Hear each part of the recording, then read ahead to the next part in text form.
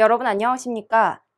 코로나19 신규 확진자 수가 10,000명 아래로 내려온 가운데 국내 입국 시 필요한 방역 절차도 간소화됐습니다. PCR 검사뿐 아니라 전문가용 신속 항원 검사 결과도 인정되는데요. 방역 당국은 외국에서도 PCR 검사를 대체하는 경우가 늘고 있고 또 높은 검사 비용 부담을 고려했다고 설명했습니다. 5월 24일 화요일 투데이샷 첫 소식입니다. 김동연 더불어민주당 경기지사 후보가 민주당을 심판하시더라도 씨앗은 남겨달라고 말했습니다. 김 후보는 오늘 국회에서 특별 기자회견을 열고 저 김동연이 낮은 곳으로 들어가 민주당의 변화를 만들어낼 씨앗이 되겠다고 밝혔습니다.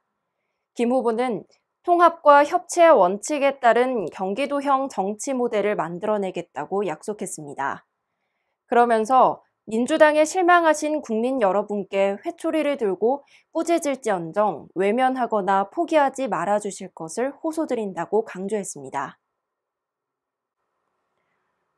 더불어민주당 인천지역 의원들이 유정복 인천시장 시절인 2015년 수도권 매립지 사용기간을 2044년까지 연장 합의한 것과 관련해 인천의 환경주권을 바친 인천판 을사늑약이라고 비판했습니다.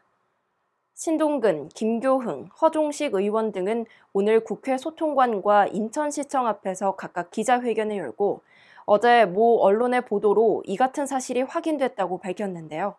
이들은 유정복 후보가 수도권 매립지 굴욕 4자 합의에 서명한 것도 모자라 승인 기간도 30년을 더 보장하겠다는 실국장단 이면 합의까지 했다고 강력 성토했습니다. 특히 유 후보는 이 같은 합의를 해놓고도 지난 7년간 300만 시민을 속여왔다며 인천 시민들의 사과하고 후보직을 내려놓는 것이 최소한의 도리라고 질타했습니다. 인천 계양을 보궐선거에 출마한 더불어민주당 이재명 후보가 계양 테크노밸리를 제2의 판교 테크노밸리로 만들겠다고 약속했습니다. 이재명 후보는 오늘 정책 발표 기자회견을 열고 3기 신도시 중 유일하게 철도 계획이 없는 곳이 계양 테크노밸리라고 지적했는데요.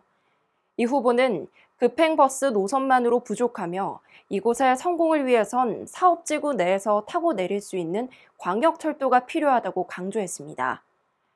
그러면서 판교와 서울 마곡보다 저렴한 조성 원가로 최첨단 기업과 대기업을 유치하겠다고 덧붙였습니다.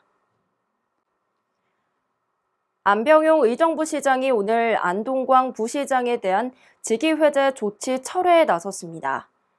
안 시장은 오늘 오후 긴급 간부회의를 열고 지시 불이행 등을 이유로 안 부시장의 직위를 해제한 지 나흘 만에 안 부시장의 직위회제 복구를 지시했는데요.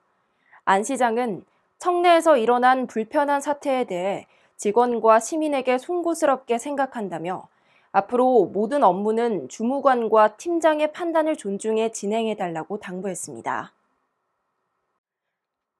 일산 지역의 허파라 불리는 고봉산의 정상 쪽 전망대가 시민들에게 개방됐습니다.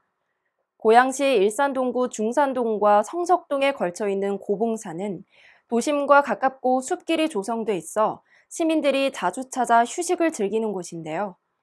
고봉산 정상부는 그동안 일반인의 출입이 제한됐지만 최근 북한 개풍군 일대와 일몰을 감상하거나 북한산과 일출을 조망할 수 있는 전망대 2곳을 새로 설치하면서 산 전체를 개방하게 됐습니다. 때이른 더위가 계속되면서 자외선 지수가 매우 높은 수준까지 치솟고 있습니다. 이럴 땐 낮 시간대, 장시간의 야외 활동은 피하시는 게 좋은데요. 외출 시엔 얇고 긴 소매의 옷과 함께 자외선 차단제도 꼼꼼히 챙기셔야겠습니다. 뉴스를 마칩니다. 시청해주신 여러분 고맙습니다.